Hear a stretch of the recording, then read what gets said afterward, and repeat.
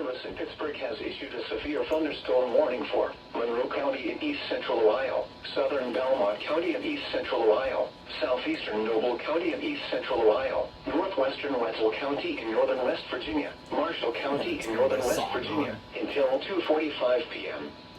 At 2:12 p.m., severe thunderstorms were located along a line extending from Shadyside to 13 miles southwest of Woodsfield, moving east at 50 miles per hour.